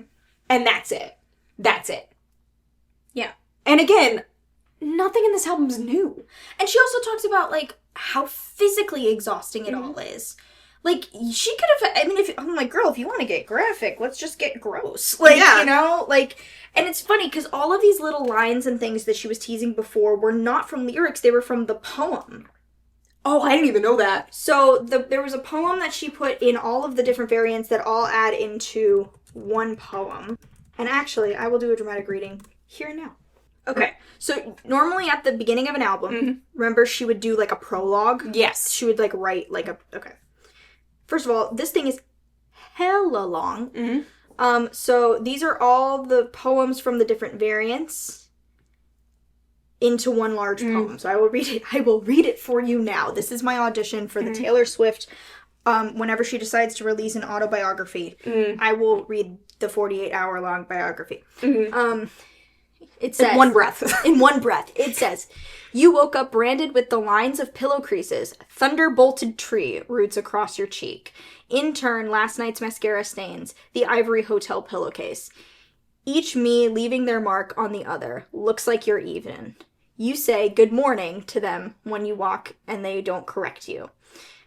Basically meaning, she woke up very late. Yeah. As they spray vodka on the armpits of the dancers' costumes. So for those who don't know, in costume world, spraying vodka on costumes kills any odor. It's so you don't have to launder them in between shows. We learn these tricks along the way. The flesh-toned bandage wrap covered by skin-colored fishnets because you will cover the wound no matter how deep it is. No one else ever knew. And baby, that's show business for you. Coffee, stretch, piano keys, vocal warm-ups in a locker room shower, eyelash glue, a photo of him in the mirror. Do you see where we're going? Sweat and vanilla perfume, the cracking of joints, and the distant beat of a drum, the curtain call, the monotonous thrill of it all. Plan it out so it doesn't look planned, 10 different backup plans. If your red-bottomed heel breaks, you will keep strutting, balancing on the balls of your blistered feet. Know your exits, shoulders back, eyes up, hit your marks, your winks, sparks. Tell them a story like it's an intimate dinner party. The looks on their wondrous faces, their expressions like mood rings. Isn't it all so majestic? Of course it is. It's a lot of other things, too. Remember this city? You've been here before in another life, on another tour. Remember her? She's got a mortgage now, straight teeth where there'd been metal brackets, standing with her 8-year-old daughter. You mouthed, I know you, in the millisecond gap in your choreography. To you, she will look exactly the same age as the first time you saw her. She will always be 14 and a half. Remember? Lock right back into the footwork. Any missed step is a misstep. You must remember everything, but mostly this. The crowd is your king, who has ruled over you for centuries, benevolently for the most part. Let me go into, like, the second half. Perhaps someday they will despise you again. Perhaps it is not a matter of if, but when. Which is really interesting, considering the reception to this. They'll reassess your merits and then take a magnifying glass to the shiny bug, deflate all the heroes they had decided she was. And maybe they'll do it just because. But you live by a strict code. Never believe your own mythology. Interesting. Never type your name into the search bar. Let the wolves howl all they want. The moon should never howl back. And that's a good line. That's a really interesting way of her viewing herself. Because initially when I read that line, I thought the wolves were her. And the moon was the fans. Like, don't talk back to me. Yeah. But she's the moon. Yeah. And so if we keep going. You know if you play, it's a losing game. So keep yourself too busy to ever learn what's their name's name. And these are the reasons you are still somewhat sane. He ran to his car from work to catch the flight. Missed the first act, but somehow it's better this way. It's just right. Because you get to watch him make his way through the masses, parting the crowd like some neon Moses in a sequin sea. He is a magnet and a trampoline. The tiny bubbles in champagne. Haphazard but precise, he crash-landed next to you. Reckless, but never with your heart. If he's in, you are too. You've begun to feel that every song before was just a prayer, a wish list. He is not what you've been waiting for. He's more. why you held out, why you left, and nothing aches suddenly. He has that effect. Tonight, all these lives converge. Here's the mosaics of laughter and cocktails of tears, where the fraternal souls sing identical things, and it's beautiful, it's rapturous, it's frightening. It's worth everything it has cost you, and even at your darkest or drunkest, you wouldn't say any different, would you? You would choose all of it again, no matter how the story ends. With the ugliest booze or the loveliest bouquet, they say that love is a choice you make every single day. And that is how you love the life of a showgirl. Yeah, that, oh, we started off so good. We started off so good. I do think, like, that is the most theming we have gotten. That is the vibe. I would have been fine with an I Love Travis sprinkled here and there, because he was part of it. Yes. I wanted more of that. Yeah, no, that's what I was expecting. That's what I was expecting. Especially because she was like, it's folklore lyrics, but pop beats. And I'm like, okay, I know every album's a pop album, so I'm okay with a pop album. It might not be my favorite, but I'll be okay with a pop album if you have the good lyrics. And they weren't there. And especially with this kind of theming, Showgirls in particular, it's such a specific iconography, and she barely touches on it. She touches on it in Showgirl, she touches on it a little bit in Elizabeth Taylor. She does not touch on it basically anywhere else. Yeah. And again, a lot of the stuff where she does, like, people can argue, like, eldest daughter touches on it, fucking canceled does it, father figure does it. And I'm just like, but it doesn't bring anything new to the table either. Yeah. Like, it's... Like, so the fact that she was... Because, again, it's like a retrospective that she's done. So, in the poem, when she says, don't you remember this person? She was, like, 14 and a half when you saw her, and now she's here with her 8-year-old kid. But she still looks exactly the same the first time you saw her. Like, the fact that, like... That's, first of all, that's the connection with fans that people have been looking for. The fact that she does... The fact that she can go, I know you. Yeah. Like... And this is, I think, my biggest critique of the album. I don't know this person. Yeah. I don't know this person. Now, granted, I know I don't know Taylor Swift personally. However, I like to think that I know the character of Taylor Swift. So, like, when you think of the character of Taylor Swift, what Taylor Swift is on the page, if she were a fictional character based on the songs we are given and watching her through her life. Let's say, like, all these songs are just her life story in chronological order. I like to think I know Taylor Swift, the character. I don't know this person. Yeah, no, it's... I mean, you talked about it, like, she kind of invited this parasociality. I think that's how you pronounce it. That was part of her brand. That was part of her brand, where basically she's just like, you're being provided a very, very intimate look into my life via these songs. Then she was very, very fan-focused for a while, up until Reputation. Well, Reputation, she still would do, like, I think it was called, like, Club Snake or whatever, or the Snake Lounge, that's what it was called, where, you know, she was still doing, and this is a thing she's done since Fearless, where her mom or her team picks people to meet her afterwards, for no extra charge. And that stopped with Eras, mostly because of COVID, but also don't meet anybody after doing a 3-hour show. Yeah, and also Eras is just ginormous. But the thing about it's basically, it feels like just watching someone grow up throughout your life. You feel like you know this person, and it's parasocial, but it's part of her brand. It's parasocial, but it's encouraged. It's encouraged, especially like if you started really, really young. Oh, yeah. Because, again, we were taught to look at her as a role model from our dad. I was 10. Yeah. When I found her. Yeah, and so, like, the fact that, like, we watched her grow up and we watched her go through heartbreak after heartbreak after heartbreak, like, deal with, like, people betraying her, people, like, again, the albums kind of find you in very specific parts of your life. And then we get to Tortured Poets, where she's just like, I just went through a really, really rough breakup. Here's a lot of really, really big introspective, big feeling stuff. And then we go to nothing. We go to Vapid. We go to, I love my boyfriend and I'm doing okay forever. Forever now. Yes. And I was telling you during, like, our kind of, one of our many initial discussions before we started recording, I said, I know it's on me for, like, seeing her as, like, my best friend, even though that is the brand. She is your best friend. I said, well, this album makes me feel like my best friend got a boyfriend and stopped talking to me.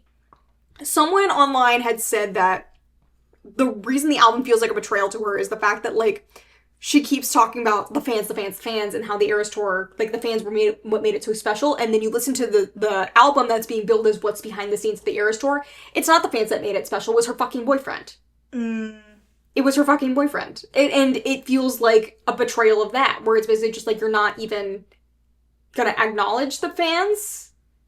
Like, even, like, Life of a Showgirl, kind of, but no, it's mostly like, I love Travi saved my life. Like, maybe the only thing where she talks to us is maybe ruin the friendship. Yeah. And again, like, that was kind of vague, and it felt really out of place on the album in general, as well. Because you have a whole bunch of songs that are, I love my boyfriend, a whole bunch of songs that are, I'm persecuted, and then are just a random warning song for a friend. None of this feels coherent. Yeah. It's so frustrating. It's like, I keep waking up expecting that we're gonna have a better album. Well, it's so funny, because somebody compared this to, they were like, wow, this kind of feels like when Sherlock Season 4 came out, and everybody, like, crashed out on the internet for a long time, and, like, were really shocked and rethinking, like, everything. And that's kind of what's happening right now, is everyone is sort of rethinking Taylor Swift the person, not even Taylor Swift the character. They're thinking because they're also having a similar thing for the people who aren't just blindly being like, I like it, I don't care if you guys don't like it. Look, if you like it, great. I'm not going to deny, these songs are very catchy. Yeah. I have been listening to them in the car and singing along. I have been, like, I've been truly, like, resisting, willpower resisting listening to these songs, because they are very catchy. Yeah. Max Martin is very good at what he does. But the people who are disappointed are having a similar thing, where they're just like, who is this? And maybe they were starting to draw away for a bit. There are some things that have proven she's very out of touch. There are certain things I've kind of, like, been like, I like the music, I'm just gonna try and ignore all this extra stuff. The company she's keeping is not stuff I'm crazy about. I do think there's a sense of, in the line in the poem where she says, like, the wolves can howl at the moon, but the moon shouldn't howl back. There are certain things where I'm like, I think maybe you should howl back. Or there should be still a give and take. And I understand that she's so massively huge, and there are security risks, and there are things where she can't afford to get familiar anymore. I would just like for her to, like, post on social media as herself. And not necessarily as, like, a brand. Yeah, that was another big thing, too. And that was a vestige of Reputation. But now, yeah, we're in a place where... Especially because she says, like, she's offline, but she doesn't really just mean she doesn't post. She's online all the time. You know she is. Yeah. Or, well, the fact that she said in the poem, she's, like, be too busy to notice. She knows that there is chatter. Yeah. I do hope there's someone on her team who curates some stuff and brings it to her so she knows what the response is. My fear is that she is surrounded by yes men right now. We don't know for sure. We can't possibly know. Yeah. I mean, again, she's a billionaire. And I feel like whenever, like, there is a part of me whenever I defend, like, certain things where I'm just like, I don't think she's actively malicious, or she's trying to be actively malicious. There is a part of me in my head where it goes, stop being mean to the billionaire. Yeah. And I'm just like, I have to remind myself, I'm just like, she's a billionaire and also a human, but she is so wildly out of touch that it's just... And the thing is, like, I had gotten vibes of this from Tortured Poets. Midnights where I'm just like, it didn't really feel out of touch, it just felt like a pop album I wasn't into. Tortured Poets, when I'm listening to it through the context of she's a billionaire having a 2-week-long relationship in her 30s, it feels out of touch and it feels immature. And this kind of is the culmination of that, where I'm just like, I can't even, like, on Tortured Poets, I could forgive it because I could relate more to the lyrics. This is completely unrelatable. It's out of left field. Like, I have to bend over backwards to find stuff to, like about it. Yeah. And it's unfortunate, because, like, also, I wanted to like it. Like, so did I. Yeah, I was so excited. I even got a CD. It came today, by the way. I did open it. So if you're curious to know what one of the original variants that was released before she announced the title or anything, I got I don't even know what it was called. I don't even know what this variant was called. It came in a box. She also gave an interview about how she wanted a lot of this stuff to be really nice quality. I think maybe she was talking about the vinyls, because the CD is fine. The box it came in was basic thin white cardboard. There are some photo cards that also feel like thin white cardboard. The nicest thing about it was the bracelet that came with it. It's like a lightning bracelet with actually an opalite charm that looks like a star, which I'm a sucker for shit with stars on it. It actually looks like the necklace I'm wearing, which you guys can't see. I like it. I'm a silver girly. But I was like, I wish it's not attached to... I also got it because it had Thunderbolts on it, and I really liked Thunderbolts. Yeah. So I was like, oh, it's kind of like a Thunderbolts bracelet. And it's Taylor Swift, 1-2 punch. And now I'm just gonna have to be like, it's a Thunderbolts bracelet. Yeah. Like, it's fine. The album booklet was thinner, actually, because she actually shoves multiple song lyrics onto one page. She's done that before, but... This was thin. Yeah. I actually thought it was a packaging error before I opened it. It's fine. It's fine. Like, I think the rollout was not good. I think she should have sat on this for a little bit. I think she should have waited to release a new album. This is what we've been talking about. I think she should have...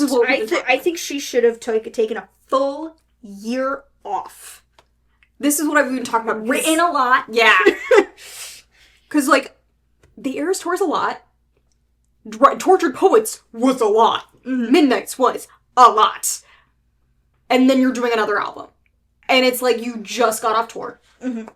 Take some time. Because she's done this about 18 months post Tortured Poets. This is probably... It's not the shortest album cycle she's done, because Folklore Evermore... That was only a few months. But, yeah, this was really surprising. Here's the thing about Folklore and Evermore, though, because I was reading, someone had compiled, I actually did have this in resources, Taylor on Your Dash on Tumblr, compiled basically all her statements about Folklore and basically made a timeline of how long it took for her to write Folklore and Evermore.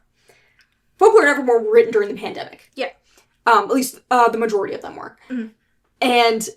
one of the things that stuck out to me about this timeline is Taylor keeps talking about, she's like, I was watching this, I was reading this, I was doing this, I was, like, doing all these things. She was taking a lot in. She was taking a lot in, and this is something that I've learned as myself as a creative process, is that creative process, you have to consume a lot to create a lot. And I always kind of phrased it as, you can't fire an empty gun. Yeah.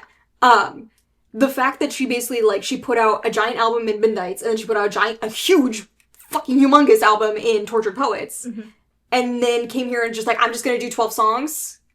And I'm just like, it feels weird. It feels like, one, it feels like maybe you just kind of phoned it in because you already put out a lot there. And she was like, and she went back with Max Martin and Shellback, and those guys are hit makers. They are hit makers. That is their bag.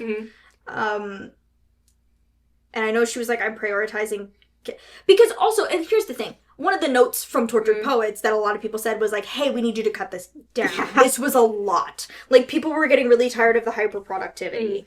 And I know she was like, let's make it sparse. And I'm like, we almost went too sparse. Yeah. And also, not to mention, a lot of these songs just feel like first drafts anyways. Yeah. Like, Tortured Poets, sure, a lot of them were wordy, but they felt processed.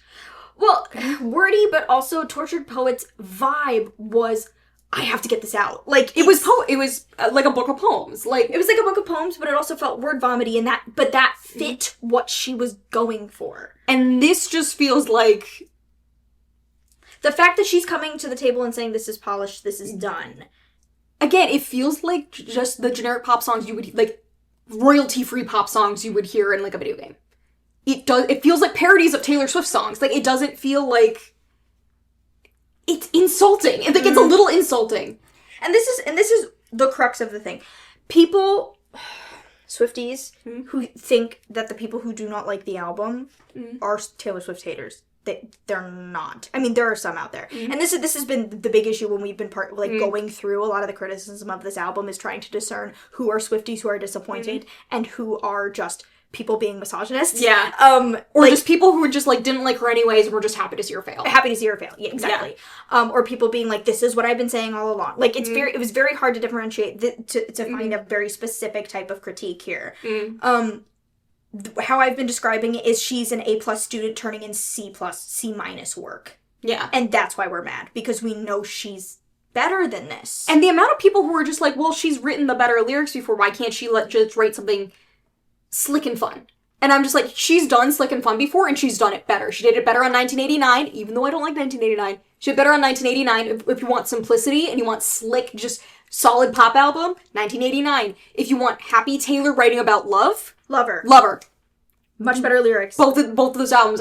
There was one time I was explaining to my friend who does not fucking care about Taylor Swift, and I'm just like, I literally went through Lover and I went through Life of a Showgirl, and I did a 1-to-1 comparison of the songs, and I'm like, you could listen to anything on Lover, and like it's better than whatever's on Life of a Showgirl. Like, it's 1-to-1. You can swap them out.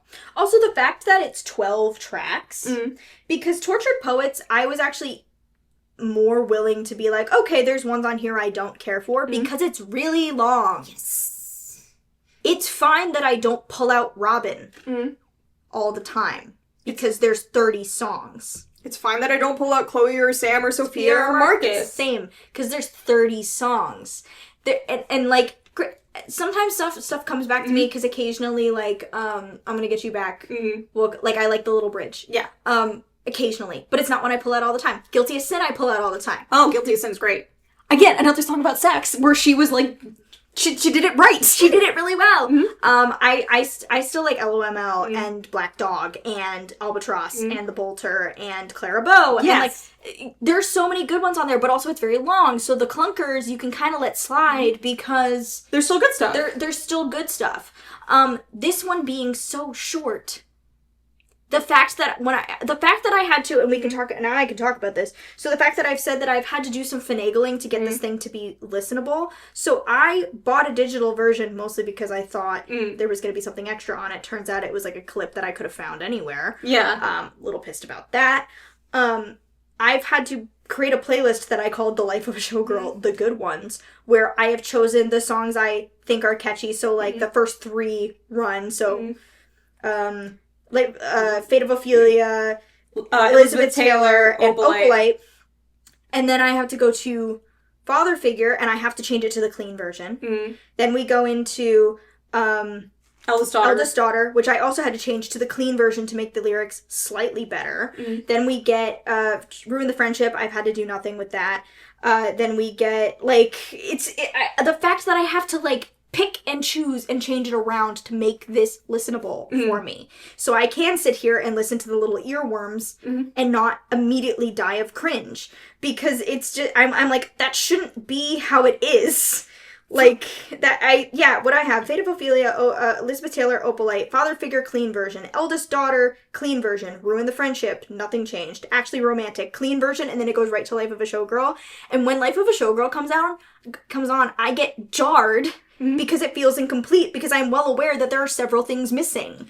Yeah, for me, like, when I finish listening to the album, I'm just like, there's like 3.5 songs that are listenable here. And then slowly over the few days, as I like learn more about the songs and I look at the lyrics more and then I listen, it just keeps cutting down. And I had to literally tell my friend, I'm like, I don't think any of this is salvageable for me. I'm just like, even like the one song that I thought was salvageable, which was Life of a Showgirl, I'm like, I can't even listen to it anymore because I know it's just cool by the Jonas Brothers. Yeah. And Sabrina does out-sing her on that. And here's another thing about Sabrina. I am not against listening to songs about sex. I am not against having a cheeky little moment. I love Sabrina. We love Sabrina. We love Sabrina. It doesn't feel real coming from Taylor. It feels like she's reheating Sabrina's nachos. And Chapel's nachos with the whole Showgirl thing as well. Even Life of a Showgirl could be kind of seen as like her response to Pink Pony Club. A little bit, yeah. So like, it's not...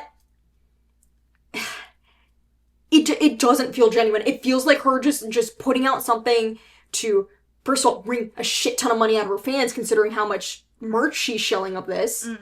And 2, it just feels like her trying to say, I'm still relevant, damn it, even though she's been relevant. She has no reason to be this insecure when she's at the top of the charts. It feels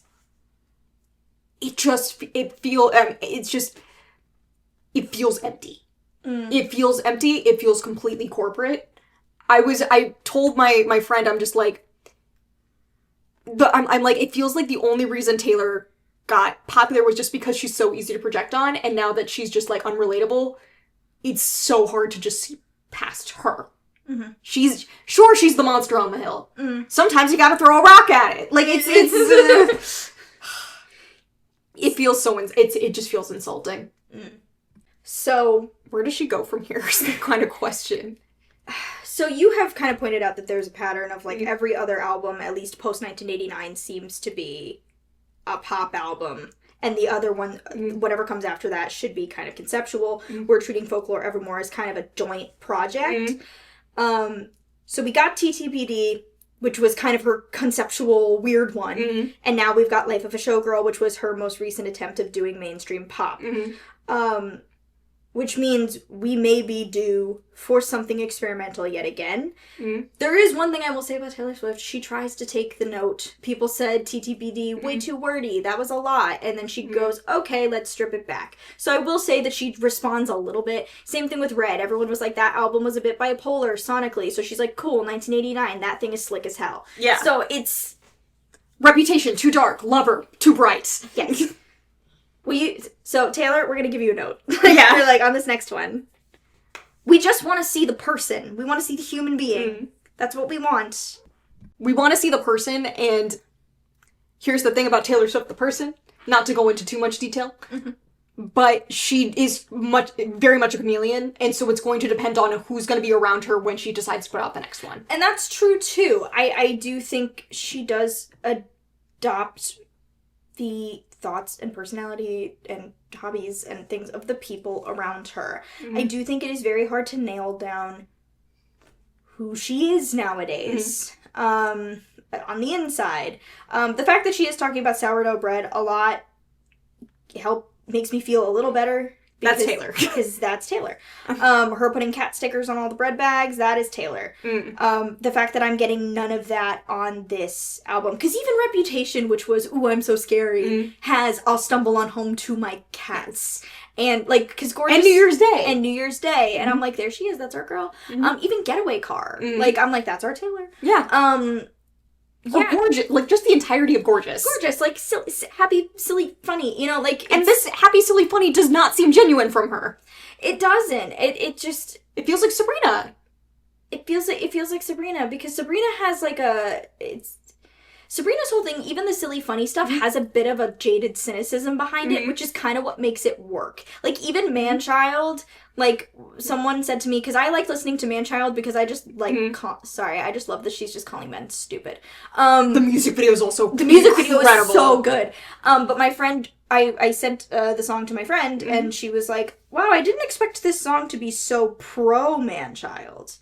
And I was like, pro-Man-Child? I'm out here like, she's calling them stupid, dumb, and useless. And she's like, no, but she almost seems like endeared by it. Yeah. Like, but she can't help it. So it is like a jaded, like, ugh, I know he's an idiot, but... Well, that's the whole premise of the album, too. That is the whole premise.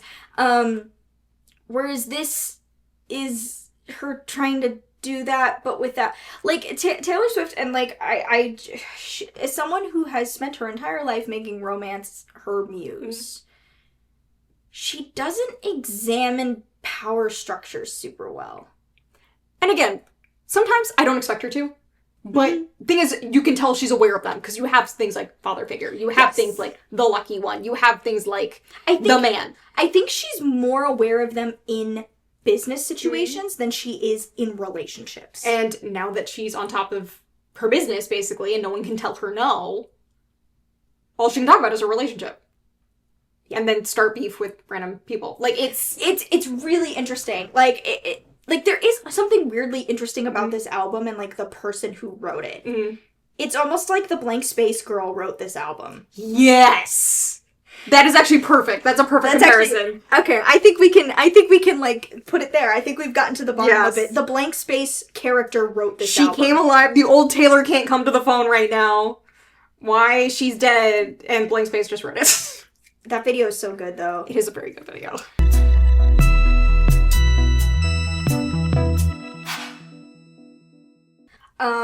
Yeah, so that was our episode on Taylor Swift's The Life of a Showgirl. We could go on for, like, another couple hours. We've been going on for days. Yeah. I've tried to tell myself that once this episode is out, I am washing my hands of it. Yeah. I am like, see you next era, I guess. Yeah. Oh, yeah.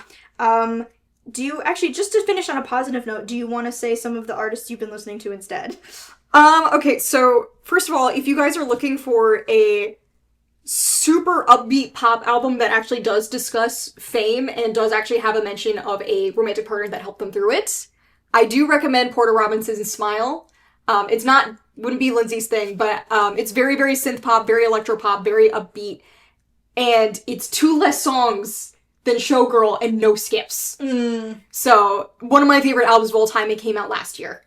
And then I also just, I listen to, if you're talking about pop girlies, Sabrina and Chappell Roan, if you were looking for, a Showgirl theme and you haven't listened to them, which I don't know why you wouldn't if you're listening to Taylor Swift, go check out Manchild and then, or not Manchild, Man's Best Friend, which is Sabrina's newest album, which, again, does the big stupid goofy guy thing, but, what's wrong with that? What is wrong with him? And then Chappell has her new songs, The Giver and Subway, out. And I'm waiting for a second album, Chappell. I love you so much. She's taking her time. She's taking her time. We love you, but we're taking her time. Yeah, what about you? What have you been listening to? So I've been listening to, and I introduced you to this the other day, Olivia Dean's newest album. I had not heard of her until very recently. She could sing. She could sing. I love the little, Man I Need is, just so good. So, that's a love song I love. Yeah. I love that so much. I've already put it on, a few playlists. I've also been on my folk shit, so listening to a lot of Brandi Carlile. I'm currently listening to her book, and she plays live on the audiobook, so it's just made me want to revisit all of her catalog. Also, she has an album coming out on... It doesn't say, but she has an album coming out fairly soon, with 2 songs already out called Returning to Myself and A War with Time. The album is called Returning to Myself. And then on the same day as Life of a Showgirl, one of my other favorite artists, Dodie, released her second studio album, Not for Lack of Trying. There's some good songs on there, including one about her cat that has a great catchy little chorus. And I love Dodie. I've seen her 3 times. 3 times? 3 times, I think. Yeah, so if you're looking for other options, there you go. There you go. She's quieter. Yep. But she loves an orchestral arrangement, and I love that, too. Again, also, Hozier, Noah Khan, if you're looking for, more folklore-y stuff from Taylor, because she's not doing it. And, actually, and I'll show this to you once we wrap, Paris Paloma, who wrote Labor, put out a new song called Good Boy. Ooh. Fantastic. Watched the music video last night. That was the first time I heard the song. So good. I'm going to show it to you once we wrap. Her album, Cacophony, also phenomenal. Phenomenal. And Gigi Perez's album. And I think she released a deluxe edition with bonus. Yeah. So, those are some healthier options for you. That was our episode on the life of a showgirl. Don't expect us to do a music episode ever Never ask us for anything ever again. We never align this much on music. It's crazy. Yeah. We will see you next week, and we've actually picked out a subject this time. Yes! Because it leads off of this. We are going to be covering the great fandom crash out of 2016. Yes. So a little fandom history for you guys. A little fandom history for you guys. We will leave you there, and we'll let you wonder what that means. Yeah. All right. Cool, guys.